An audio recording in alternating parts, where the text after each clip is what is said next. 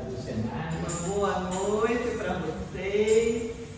Muita alegria de estar aqui mais uma vez na comunidade evangélica de Miami, no nosso estudo bíblico, toda terça-feira às 8 da noite. Estamos aqui para aprender um pouquinho mais de Deus, né? Meu nome é Cristiane e é uma alegria poder transmitir, né, um pouquinho que a gente sabe, que a gente estudou. Estamos todos juntos aprendendo, porque a palavra de Deus nós aprendemos ela todos os dias. Todos os dias Jesus fala algo ao nosso coração. E nossa aula de hoje vamos falar sobre João o Batista. Esse João não é o apóstolo João. Na aula passada nós aprendemos aqui sobre o último, né, dos evangelistas, que foi João, e hoje eu trouxe para vocês, para a gente conhecer, né, um pouquinho mais desse servo de Deus, aquele que o próprio Senhor Jesus, né, enviou para abrir, né, o caminho para Jesus, para anunciar que o Senhor Jesus estava às portas, né, chegando, e que viria aí, então, preparar ele, né, João, preparando o caminho do Senhor, tá? O que é importante a gente aprender aqui? Só um minutinho.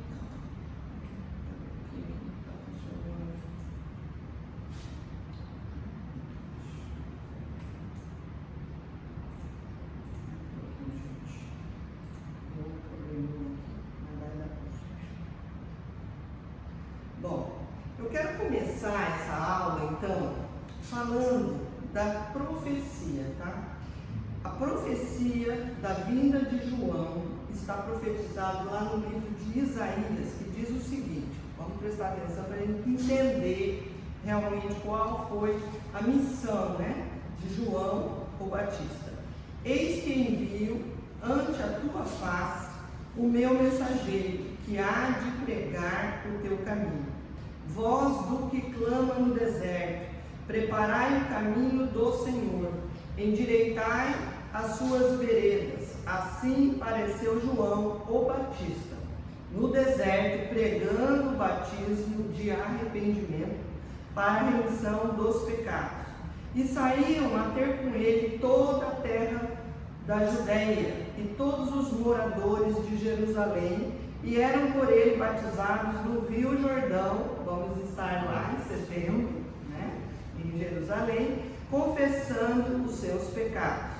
Ora, João usava uma veste de pelos de camelo e um cinto de couro em torno dos seus lombos, e comia gafanhotos e mel silvestre, e pregava dizendo: após mim vem aquele que é mais poderoso do que eu, de quem não sou digno de, inclinando-me, desatar a correia das suas sandálias. Eu vos batizo com água, ele, porém, vos batizará no Espírito Santo.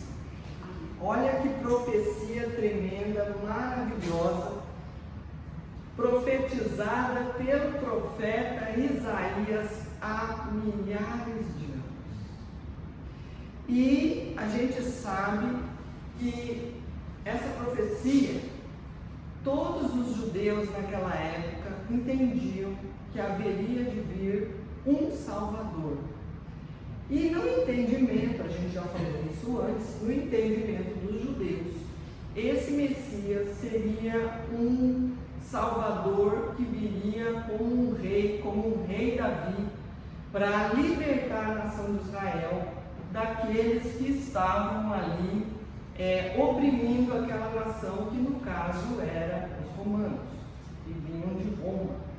Bom, e esse João nós vamos hoje estar falando dele, estar entendendo um pouquinho quem era João, o que ele veio fazer, filho de quem que ele era, como aconteceu o seu nascimento, quais, né, as mensagens que João deixou para nós. E embora muitas pessoas talvez não pensem muito no João, que é o Batista, ou seja, aquele que batizava, ele deixou uma mensagem muito importante para o cristianismo e principalmente para a igreja de Jesus Cristo, né? Que seria então, no caso, nós que somos a igreja de Deus, né? Bom, qual é então o nosso objetivo hoje aqui? É discorrer sobre a importância do ministério de João Batista na preparação então do caminho do Messias. E aqui Marcos escreveu o seguinte: foi assim que chegou João, batizando no deserto e pregando um batismo de arrependimento para perdão dos pecados. Esse era, a princípio, o propósito, né, principal de João, pregar sobre arrependimento. Ou seja, Jesus estava às portas para nascer, né, e viver nesse mundo e trazer algo novo para o mundo, um vinho novo que até então as pessoas não estavam vivenciando. Existia, né, naquela época, se a gente for olhar no contexto da história, existia o quê? Ali aqueles que eram os seguidores de Deus, né? Até então, Deus era a palavra máxima das pessoas que eram religiosas, que acreditavam que existia apenas um Deus, porque a gente sabe que existiam muitos povos naquela época, como no caso do Egito, que acreditavam muito em outros deuses, deuses do sol, deuses do mar, né? Principalmente ali Atenas, na Grécia. Então existiam muitos tipos de deuses que eram cultuados, até mesmo pelo fato, né, de eles estarem muito ligados à filosofia. E a filosofia pregava o que? Platão, Sócrates, que existia uma evolução nas nossas vidas. Eles entendiam, né, que essa matéria, o corpo, era impuro e que existia um ser, né, maior espiritualmente, um ser divino que era puro. E que este ser, né, ele precisava fazer algo em nós, né, para que a gente fosse purificado e nos elevássemos à santidade dele ou à graça desse Deus. E aí a gente vai entender que os propósitos de Deus não ficou parado nesses deuses. O próprio Deus, ele escolhe uma nação, transforma essa nação em uma nação santa, para acreditar que só havia um único Deus, que é o Deus Todo-Poderoso, Criador dos céus e da terra, e levanta essa nação, que é a nação de Israel, para então crer num único Deus. Então, nessa época, na vinda aí do profeta João, né, que batizava, e o próprio Cristo, as pessoas acreditavam na Torá, que era a Torá. A Torá era a Bíblia dos judeus, que é até hoje, e ela consta os 5 primeiros livros da Bíblia. O resto ali, né, existem os profetas, existe alguma coisa, mas não da forma como que hoje a gente entende a Bíblia, com todos os livros. Bom, vamos para frente. Mas o que aconteceu? Nós temos aí, gente, um período que a gente chama um período negro, um período do quê? De silêncio. Por quê? A gente entende que o Antigo Testamento terminou com o livro de Malaquias. Foi o último profeta do Antigo Testamento. E o primeiro livro que a gente tem na Bíblia é o livro de Mateus. Então, existe entre esses 2 livros, existe aí um período de 400 anos, aonde é marcado pelo silêncio da era profética. gente sabe que ali na antiguidade, né, os profetas recebiam as mensagens de Deus e eles transmitiam à nação de Israel o que haveria de acontecer, às vezes que Deus trazia uma profecia para poupar, né, o povo das coisas ruins que haveria de acontecer caso eles se desviassem daquele concerto que Deus fez com eles. E infelizmente, né, a gente sabe que a nação de Israel pecou contra Deus, né? E eles foram se envolvendo com outros povos a ponto de deixar o Deus de Israel para adorar os outros deuses daqueles povos que ainda viviam ali na terra de Israel. Então eles ficaram num cativeiro, a gente chama, né, de cativeiro, mas não foi exatamente o cativeiro, foi uma escravidão. Eles perderam o direito de ter a nação sob o controle deles para estar então subjugados ali por outras nações, né? Então houve ali um período que a gente chama de um período negro, ou seja, Deus não falou, ele ficou em silêncio nesse tempo, e as pessoas assim não recebiam nada de Deus. Imagina, Deus não falar mais.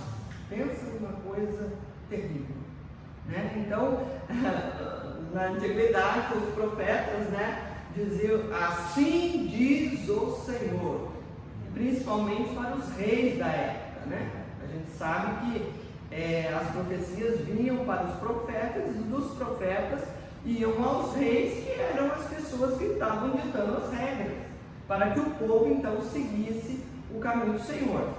E eu acho interessante o seguinte, que hoje, né, nós não podemos dizer que nós estamos num período negro, porque nunca, eu acho, para mim, na minha existência, eu nunca ouvi tanto de Deus como nesses dias. Você vai para as redes sociais, você vai para a televisão, você vai para filmes, né? Você vai para as igrejas, estão pregando e pregando, e é domingo, entra domingo, sai domingo, e as pregações e pregações, pessoas aconselhando, pessoas dando testemunho. Então, nós estamos vivendo assim um momento onde Deus está falando bastante. Então, veja bem, se as pessoas fecharem os ouvidos para ouvir Deus, o tempo está passando e vai continuar passando. Ninguém vai parar para esperar quem quer ou não seguir Jesus. O tempo não para, né? Então nós precisamos focar naquilo que Deus nos chamou, o nosso propósito com Deus. Nós temos que estar atentos. E é o que aconteceu com este profeta, o João. Ele entendeu o momento dele, e ele entendeu para que ele nasceu e por que ele estava no mundo, tá? Então, João Batista, ele é o quê? Um precursor. Ele veio então para apresentar aquele que haveria de vir, o Messias, tá? Quem era então João Batista? Vamos falar um pouquinho dele, né, da vida dele, família. Então, ele era filho de Zacarias e de Isabel, e era então primo de Jesus, tá? Ele foi um homem de caráter enérgico. Ele, quando pregava o arrependimento, ele não tinha piedade, não. Ele realmente falava direto, né? Precisam se arrepender, não ficava com meia volta, né? Hoje em dia a gente vê bastante isso, né? Estamos vivendo esse momento que os pregadores estão aí querendo falar, mas não falando, ou com medo de falar e as pessoas ficarem zangadas, mas de fato a verdade ela precisa ser dita, né? Ele tinha uma vida austera e penitente, e que era notória as suas pregações, porque fugia à regra, né? Imagine que os fariseus, aqueles que estudavam a Torá, aqueles que eram religiosos, os sacerdotes, que pregavam nas sinagogas, eles tinham uma forma de pregação, né? Uma forma de falar de Deus. E de repente, lá no deserto, não era dentro da cidade, num lugar afastado, ele aparece fazendo uma pregação completamente nova. Algo que as pessoas ali ficaram surpresas. Né? Quem é esse homem que de repente está aqui pregando com essa autoridade?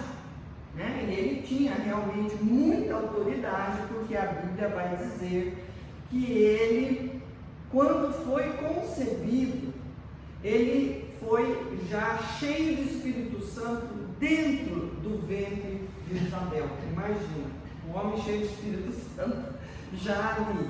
Então ele nasceu na presença de Deus, né? Que é algo maravilhoso isso. E aí ele entendeu esse chamado, que as pessoas precisavam se arrepender dos seus pecados e automaticamente elas precisavam então ser batizadas.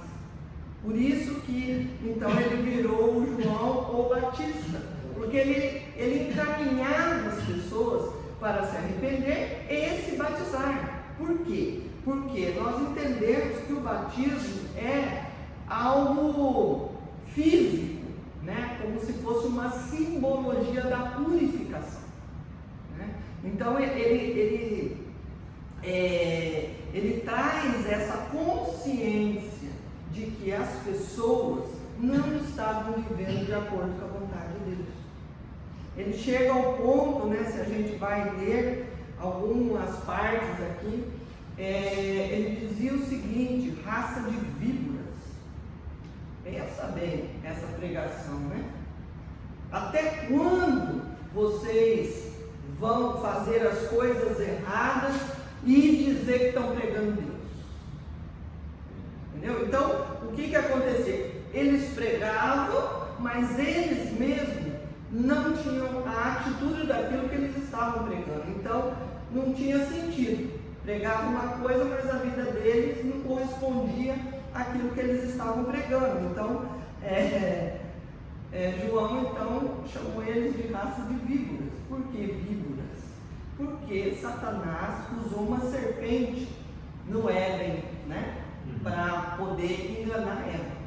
Então a víbora, ou seja, a serpente, não é ela em si, mas é aquilo que ela representa quando o mal entrou nela, né? E ele dizia o quê? Que eles precisam buscar o perdão para os seus pecados. Então nós, né, como cristãos, nós precisamos crer em Jesus Cristo, precisamos nos arrepender dos nossos pecados, ser batizados para que os nossos pecados sejam perdoados por Deus, né? E a gente vai entrar um pouquinho aqui nisso daqui a pouco, mas esse homem, né, que foi assim impactante na sua época, ele foi fiel a Deus. Ele seguiu direitinho o chamado que ele tinha. E ele foi um homem muito humilde.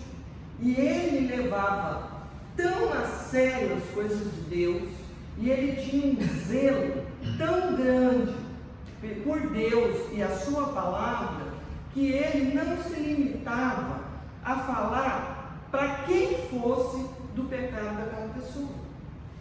Ele não se preocupava se a pessoa era uma pessoa famosa, se a pessoa era um rei, se ele era um príncipe, se ele era um político. Ele não estava incomodado quem era aquela pessoa. O que incomodava ele era se ele não falasse aquilo que Deus chamou ele para falar. E aí foi o que aconteceu. Naquela época ali, a gente tinha então Herodes Antipas, né? Que ele era um imperador romano, e esse imperador, ele resolveu se apaixonar pela cunhada dele, a mulher do irmão dele, e ele quis casar com ela. O nome dela é Herodíada. E então João, quando esteve com ele, alertou ele. Falou assim: olha, você não pode casar com a mulher do seu irmão, porque isso é pecado. Você não pode. Então Herodes ficou muito chateado. E fez o quê? Mandou prender João. E João ficou lá na cadeia por algum tempo, que a gente não sabe exatamente quanto tempo ele ficou lá preso. E no dia do casamento, né, porque obviamente ele não ouviu, Herodes não ouviu o que João falou para ele, e ele foi à frente e casou com Herodias. E ele disse o seguinte para ela: me pede o que você quiser, eu vou te dar. Aí ela pegou e foi na mãe, e falou com a mãe, falou assim: mãe, o imperador falou que eu posso pedir o que eu quiser, o que eu peço? Aí a mãe, sabendo daquela confusão, falou assim: olha, pede a cabeça de João, porque foi João que estava aí não querendo que você casasse. Então, ele muito triste, porque ele sabia que João era um profeta, né? Ele deu a palavra dele publicamente. Naquela época a palavra ainda era palavra. Então ele manda decapitar João, e aí a pessoa que decapitou trouxe, né, a Bíblia contando, trouxe a cabeça de João numa bandeja e entregou, né, para Herodes, e Herodes então entregou para ela. Imagina essa moça, né? Com tanta coisa para ela pedir no reino, riquezas, joias, posição, sei lá, podia pedir qualquer coisa, uma casa, o que fosse, foi e fez esse pedido. E aí nós temos o primeiro mártir que morreu pela palavra de Deus, né? Mas ele foi fiel até o fim. Bom, origem, né? Então, para conhecer melhor então a pessoa, né, de João e a narrativa bíblica, né, que nos serve aí como elo, né, da antiga aliança, né, do Antigo Testamento para a nova aliança, é imprescindível que a gente então veja, né, e observe detalhes fundamentais da sua origem, né? Então, o que vai dizer a palavra? Que a lei e os profetas profetizaram até João. Dessa época em diante, ou seja, desde que João começou então a pregar, estão sendo pregadas as boas novas do reino de Deus, e todos tentam conquistar sua entrada no reino, que é o que nós estamos fazendo, né? Desde que João começou a pregar, nunca mais cessou a pregação, então, do Evangelho de Jesus Cristo. Isso aí é um milagre, né, gente? Isso é um milagre, porque isso já tem mais de 2000 anos, né, que está acontecendo isso. E a pregação continua, tanto é que a gente estava aí falando sobre isso ainda agora. Bom, é uma origem profetizada. Por quê? Nós vamos ver que, primeiro, os evangelhos sinóticos que nós estudamos aqui, que são os 4 primeiros evangelhos, então eles fazem alusão, né, à ação de Deus na história através das profecias do Antigo Testamento, que apontam então para a chegada desse mensageiro que aplanaria os caminhos do Senhor. Então aí a gente tem várias citações bíblicas de onde está profetizando que João Batista viria, tá? Então, o que acontece? Nós vamos aí constatar através desses versículos, né, que ele não chegou no mundo simplesmente pelo acaso, né? Foi algo previsto, foi algo premeditado, algo que era realmente da vontade de Deus que isso ocorresse. Jesus não podia chegar aqui no mundo simplesmente descer aqui de paraquedas e falar: oh, eu sou Jesus. Não, precisou ter um preparo para que aquelas pessoas tivesse um coração preparado para receber aquilo que Jesus tinha para pregar. E às vezes a gente precisa disso, né, meus queridos? Muitas vezes, quando a gente está distante de Deus, como é bom, né? Uma palavra chegando naquela hora certa da nossa vida, em que tanto nós precisamos. E quando isso ocorre, logo em seguida, a gente entende que Jesus estava ali preparando um caminho para que a gente se tornasse um seguidor de Cristo, né? Então, nós precisamos continuar pregando, porque muitas vezes as pessoas estão tão distantes de Jesus. Às vezes estão tão perto, né? Às vezes estão até dentro da igreja hoje em dia, mas estão distantes, né? A palavra de Deus diz o seguinte, né? Que as pessoas às vezes louvam a Deus com seus lábios, mas o coração está distante de Deus.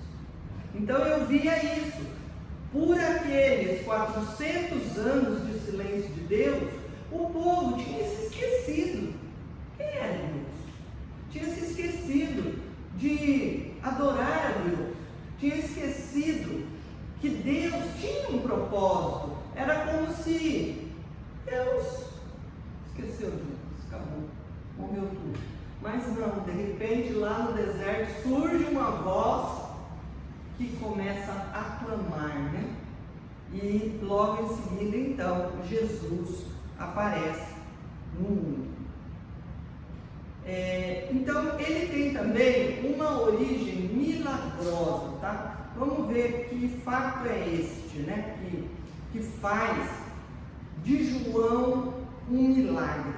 Os seus pais, né? No caso, Zacarias, né? E a sua mãe. A sua mãe era estéril e os dois eram idosos. Pensa bem, não tinha como essa mulher gerar filhos, né? Que nem Sara de Abraão, né? Foi um milagre, foi um propósito de Deus, né? E teve um momento para acontecer isso.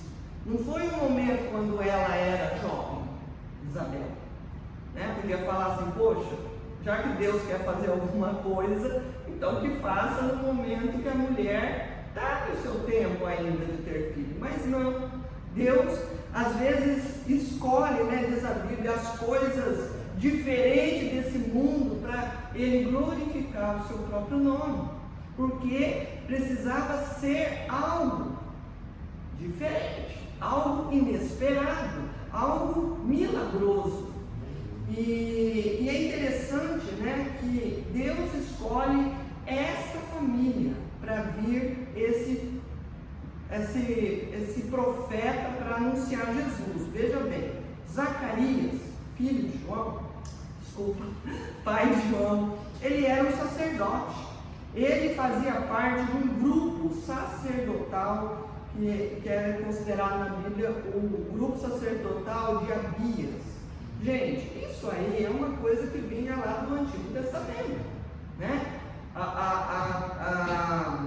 A formação do sacerdote é uma pessoa separada para Deus, uma pessoa que vive em santidade, uma pessoa piedosa, uma pessoa que entendeu os propósitos de Deus para a vida dela. Então ela vive em santidade, ela vive uma vida piedosa, ela busca Deus, ela ora, ela está sempre envolvida com aquilo que é de Deus, porque ela quer realmente estar na presença de Deus.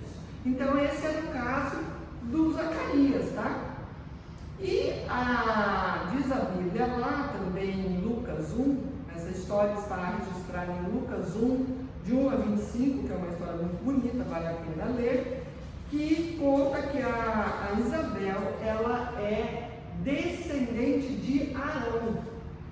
Olha, imagina, essa descendente vem lá de Abraão, né? Lá de Abraão. E da mesma forma, José também tem uma descendência também lá do começo da Bíblia, de Adão, né? Que vai passando de geração em geração, Abraão. Então veja bem, eu vejo algo interessante. Deus, embora passasse tantos anos, ele não saiu da família que foi escolhida para começar uma nação santa. Você vê que a santidade, ela tem uma força de geração em geração. Lembra lá no começo, quando Deus diz, né, que vai abençoar até a 4ª geração. Então, a família é como fala? A família, ela é uma instituição de Deus. Né? Foi o próprio Deus que uniu o homem e a mulher e eles se tornaram uma só carne. Então, isso tem uma força de geração em geração. Não tem como a gente desfazer aquilo que Deus fez.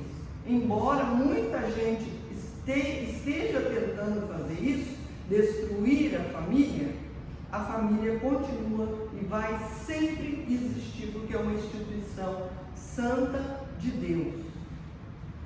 Não importa o tempo que passe, ela nunca vai ser destruída, né?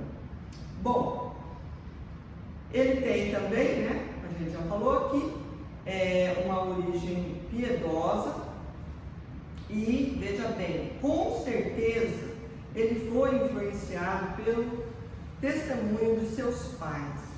Gente, lembrando, né, que Zacarias, ele era um sacerdote, temente a Deus, devoto à oração e ao serviço do templo. E veja bem que coisa linda que aconteceu. Como ele servia no templo, acontecia da seguinte forma: existia no templo um lugar onde era o Santo dos Santos, e naquele lugar só podia entrar um sacerdote preparado para estar no Santo dos Santos. E a gente entende até que a Bíblia mesmo conta que amarrava uma corda no pé do sacerdote quando ele entrava, porque se tivesse em pecado, ali mesmo aquela pessoa caia morta. Então, para tirar a pessoa de lá, precisava puxar na porta, porque ninguém podia entrar para pegar, senão morria também se tivesse pecado, né? E a Bíblia conta isso, é muito bonito quando a gente está ali lendo essa palavra, que ele entrou no Santos dos Santos, que foi um dia que caiu a sorte para ele entrar. E ele então entrou no templo para fazer, então ali a expiação dos pecados do povo, as orações, como era de costume. E quando ele estava ali, ele recebeu a visita de um anjo, que foi o anjo Gabriel, que veio, ele ficou assustado. Imagina, apareceu um anjo lá dentro do Santo dos Santos, ele ali sozinho, e o anjo falou para ele: olha, a sua mulher vai ficar grávida, vai ter um filho, o nome desse filho vai ser João. E ele quis questionar por quê. Eu acho que ele pensou: minha mulher vai ter filho? Mas a minha mulher é uma pessoa de idade, como é que ela vai ter filho? E aí o anjo então fala para ele: bom, porque você duvidou, então você vai ficar sem falar até o menino nascer. Tremendo isso, né, gente? E aí quando ele saiu lá, ele já não falava, ele estava... Então ele começou a fazer gestos, mímicas, para dizer, e todo mundo entendeu que ele tinha tido uma visão, algo sobrenatural. E passando um pouco de tempo, a sua esposa então realmente ficou grávida e veio então a nascer essa criança. E é tão lindo que a Bíblia conta que Maria também ficou grávida. E num determinado dia, quando as duas se encontraram, o bebê ficou todo agitadinho, porque sentiu a presença ali do próprio Senhor Jesus, que também estava na barriga da Maria. Então ali os dois já, né, estavam no mesmo espírito, uma coisa sobrenatural, linda demais, né? Muito bonito tudo isso. E a Bíblia então vai dizer que depois ele nasceu, né? E ele seguia ali os ensinamentos do pai, né? Que diz até que a criança seguia os ensinamentos do pai até os 13 anos, quando ali a gente já falou aqui que a criança é preparada então para seguir os costumes judaicos.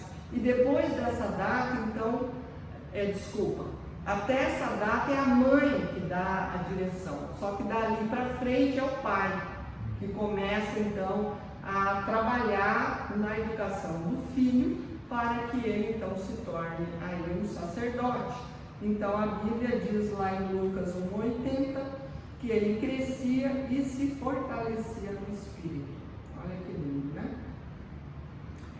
É uma coisa também linda de ver na vida de João é as virtudes, tá?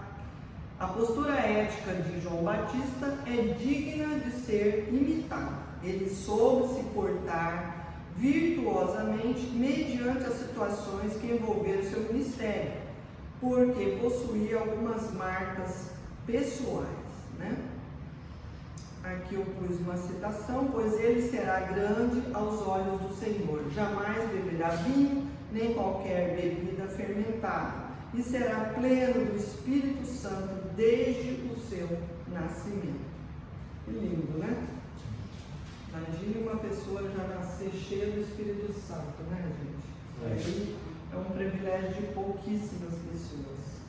Outra coisa que a gente pode se espelhar na vida de João Batista é a humildade dele. Ele era uma pessoa, né? Pregava as boas novas, né? Só que a gente precisa entender que nem toda pregação tem as motivações corretas. Existem pregações que a motivação está incorreta com relação à palavra de Deus, tá? Mas esse não era o caso, por exemplo, de João Batista. A gente vai entender aí, né, que ele podia ter sido uma pessoa orgulhosa, afinal, ele era primo de Jesus, né? Ele poderia ter se gabado: olha, Jesus é meu primo, é da minha família. Mas não é isso que aconteceu, né? Ele se julgou indigno até de desamarrar as sandálias então de Jesus. Ou seja, eu estou entendendo que Jesus é maior do que eu, né? Jesus é maior que eu. Eu posso estar vindo antes dele, né? Sendo o precursor dele, mas Jesus é maior do que eu. O que não acontece muitas vezes, né, meus queridos, hoje em dia.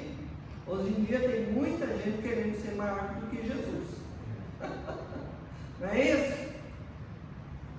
Parecer mais do que Jesus, brilhar mais do que Jesus. E não é isso nossa motivação. Então, quando a gente fala de uma pregação com a motivação errada, é que nós, quando pregamos, nós temos que pregar a Jesus Cristo. Quem tem que aparecer é Jesus, e quem tem que diminuir somos nós, né? Porque se for ao contrário, nós estamos pecando contra Deus, tá? Então ele demonstrou aí, né, sua modéstia, tá? E outra coisa, quando Jesus chegou no Rio Jordão, o que aconteceu ali? João falou: eis aí, né, que vem o Cordeiro de Deus que tira o pecado do mundo. E Jesus chegou e falou assim: João, eu vim aqui para você me batizar. Aí João falou assim: imagina, quem tem que ser batizado por você sou eu, não é eu te batizar. Imagina se eu vou batizar você, Jesus. Aí Jesus falou assim: não, você vai me batizar porque nós precisamos cumprir as Escrituras, assim como Deus determinou. Então eu acho lindo também a obediência desses homens de Deus, né?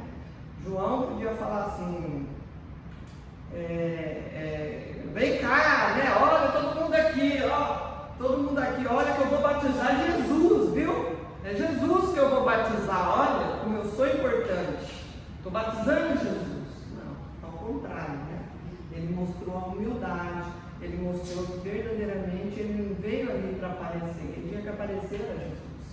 E para se cumprir a Escritura, então João pegou e batizou Jesus, tá? Bom, gente, eu quero dizer algo aqui, que é um erro, né? nós exercermos o nosso ministério procurando, buscando, né, reconhecimento, aplausos, títulos, o marketing pessoal, né, e tantas outras coisas que nós temos visto no mundo de hoje, principalmente na área gospel, né, na hora das igrejas. Tem muitas igrejas, muitos pastores, muitos pregadores hoje em dia, cantores. A gente vê, né, cantores, pastores que cobram uma fábula para pregar a palavra de Deus, que cobram uma fábula para cantar. Eu sei que é claro que cada pessoa tem despesas, mas não precisa exagerar, né? Não precisa exagerar, porque na verdade Jesus não cobrou nada para morrer por nós, né? Ele deu a sua vida de graça, não é verdade? Ele disse, né? Vocês não vão me matar, eu é que entrego a minha vida. É diferente, né? Ele se doou por nós. Então, a verdadeira aspiração que nós devemos ter é engrandecer a Cristo e promover assim o avanço do reino de Deus. É através do nosso bom testemunho, né? Através da humildade, através de uma vida piedosa, é que nós então vamos testemunhar a Jesus Cristo. Porque, gente, eu vou dizer uma verdade para vocês: a pessoa que se considera um cristão, as pessoas estão te observando, estão observando as suas atitudes. E infelizmente nós temos visto muita coisa acontecendo dentro da igreja que está acontecendo fora. E nós precisamos, né, mudar essa concepção deste mundo que a gente chama de hedonista, né? É um mundo secularizado, ou seja, as pessoas estão interessadas no prazer, estão interessadas nas pompas, e não foi isso que Jesus então veio nos ensinar. Outra coisa que nós aprendemos com João Batista, ele é aquele que vai adiante, né, como alguém que carrega uma lamparina para iluminar o caminho. Mas a verdade, ele não é a luz, e sim aquele que abre o caminho para que a luz se difunda. E ele entendeu bem isso, que não era ele a luz, ele estava ali para pregar sobre a luz, que é Jesus Cristo. Então isso é uma autenticidade da parte dele. Então quando ele foi interrogado ali pelas autoridades religiosas da época, perguntaram para ele: você que é o Cristo, o Elias, o profeta? E ele respondeu enfaticamente: não, eu não sou Cristo. Então eu acho lindo que a resposta dele foi maravilhosa. Eu sou a voz do que clama no deserto. Ele poderia ali, né, ter aproveitado, né, para fazer ali um comercinho dele, né? Opa, eu sou Cristo sim, eu que vou, né, perdoar pecados, mas não, ele teve a humildade de reconhecer que o papel dele começava no deserto e acabava no momento que Jesus entrava em ação no seu ministério. Então, ele diminuiu para que Jesus crescesse. Então, a gente vê a maneira, né, como João compreendeu o chamado dele. E eu acho isso algo tão maravilhoso, que ele, em hipótese alguma, ele quis, né, competir com Jesus. E veja bem, uma coisa que as pessoas ali disseram, você é o Cristo, ou seja, o Elias, e aqui é um ponto que muitos espíritas se apegam nessa passagem para dizer que a Bíblia não condena a reencarnação. Mas isso não é uma verdade.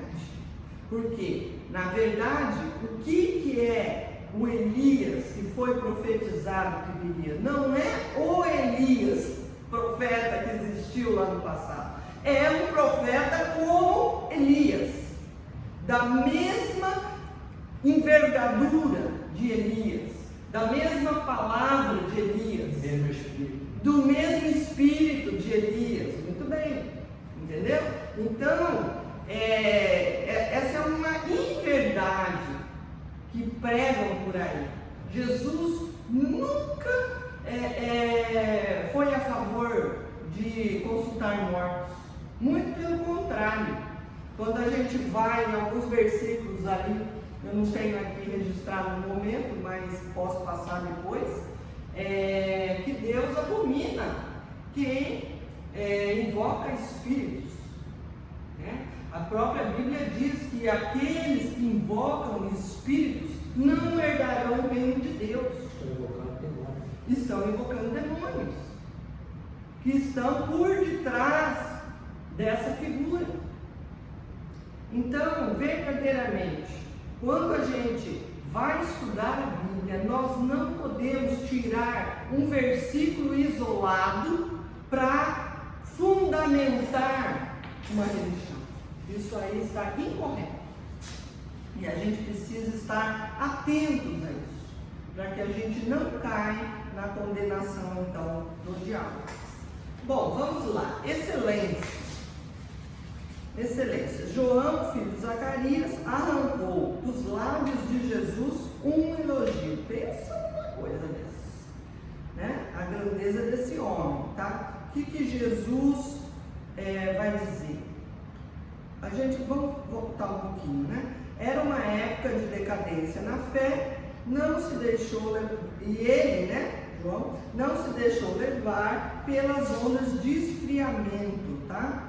Por quê? Porque ele entendeu que ele era um atalaia de Deus.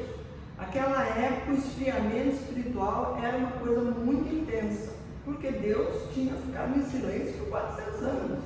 Então toda aquela fé do povo havia esfriado, tá?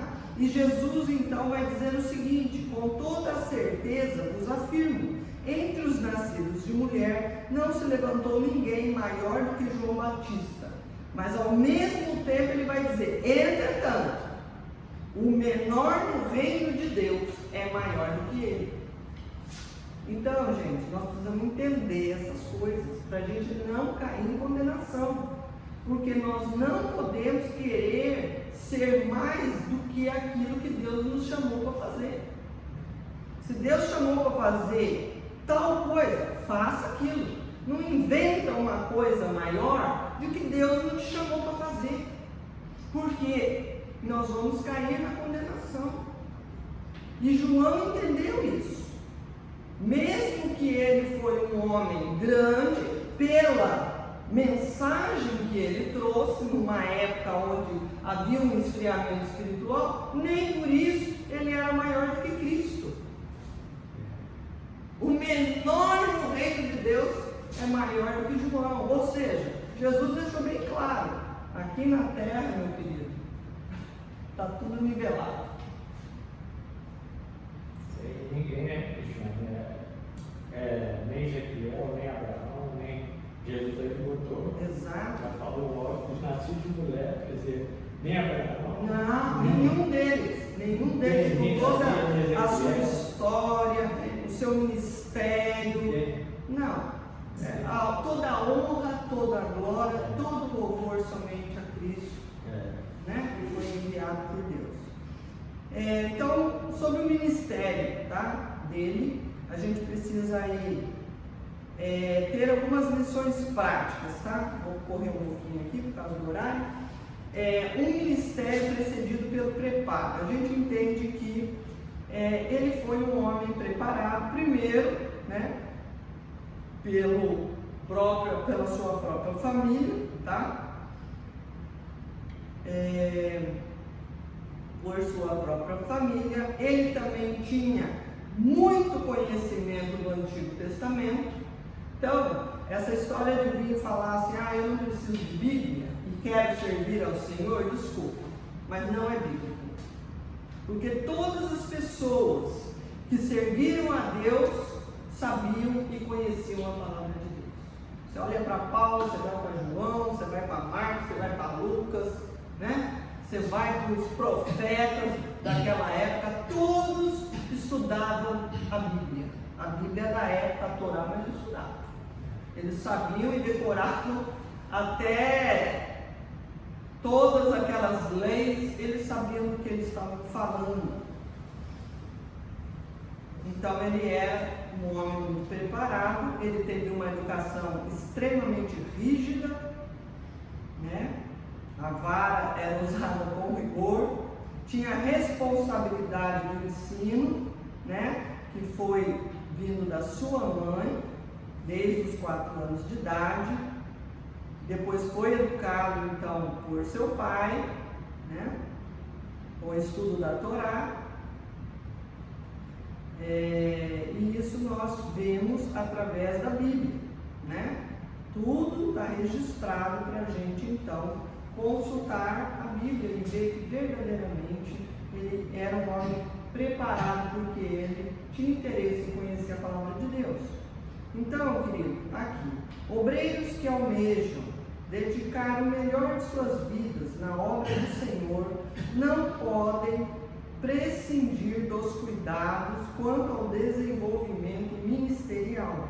Este processo pode vir pela influência do lar, né? Às vezes as pessoas tiveram pais e mães que conheciam a palavra e transmitiram para os filhos, né? Que foi o caso, por exemplo, de Timóteo.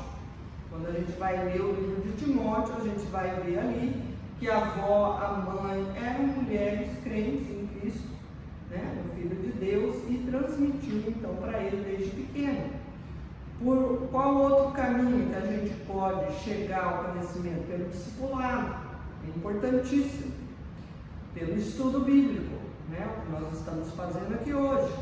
Pode ser até pelo sofrimento, que a gente, no momento que está passando um sofrimento, uma situação muito difícil na nossa vida, nós podemos ter um encontro com Deus e nos apegarmos então a Deus, a palavra de Deus, e também pelas experiências espirituais. Mas não pode ser uma coisa independente da outra. Tudo isso vai acontecendo num todo na vida então de uma pessoa, tá? Vou ler mais um pouquinho aqui, nós estamos quase chegando. É um ministério também transformador, tá? Ele não exclui aí a ética da espiritualidade. E aqui, gente, é um tema importante na nossa vida como cristãos. Nós precisamos ter ética, né? Em sua mensagem de arrependimento, deixava claro que o Evangelho atinge todas as instâncias da vida. Ele não deixava de apresentar ao seu público as exigências divinas, né? Então nós não podemos diluir o conteúdo da mensagem de Deus, né? Antes precisamos aí exortar as pessoas, conclamando-as à conversão. Em questão de fé não existe meio termo ou neutralidade. O Evangelho de Cristo nos leva ao abandono radical de toda forma de pecado. Não existe, meus queridos, pecadinho ou pecadão. Para Deus é pecado. Se está fora da vontade de Deus, é pecado. E a vida em Cristo é uma vida radical. Não adianta ficar em cima do muro, porque aquele que está em cima do muro pode cair tanto para um lado ou para o outro, né? Vai que numa dessa cai do lado errado, perdeu a salvação. Um ministério também influente, tá? Por quê, gente? O ministério dele foi influente. Veja bem, aqui tem uma passagem que, certa ocasião, Jesus estava orando em um determinado lugar. Quando concluiu, um dos seus discípulos lhe solicitou: Senhor, ensina-nos a orar, assim como João ensinou os discípulos dele. Coisa linda, né? Então quer dizer que antes de Jesus ensinar a oração, João já tinha ensinado aos discípulos dele, que estavam seguindo João lá no deserto. Ele já tinha ensinado a orar. Olha que coisa linda, né? o ministério dele é um ministério cristocêntrico, ou seja, Cristo está no centro da vida dele, tá? João foi um grande mestre para os seus seguidores, porque os encaminhou ao encontro com Jesus. Então nós, como líderes, como cristãos, né, como missionários, evangelistas, esse é o nosso trabalho, é levar as pessoas a Cristo. João era um profeta cuja a fama dele, né, se espalhava por todos os lugares, mas quando Jesus chegou, ele procurou sair de cena, direcionando as pessoas ao Cordeiro de Deus.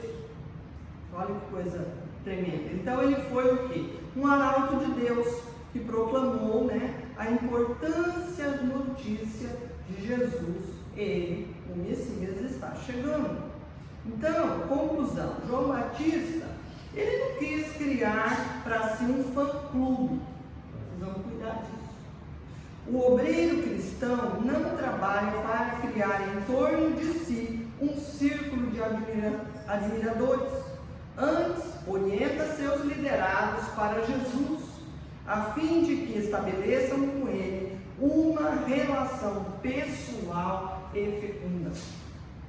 Queridos, nós não podemos seguir líderes, seguir pastores, seguir pessoas.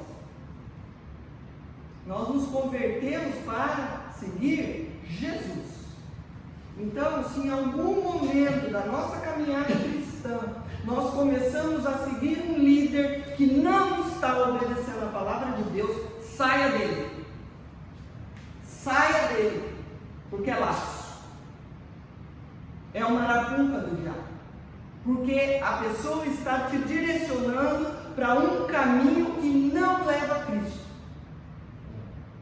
E isso é muito sério. Muito sério.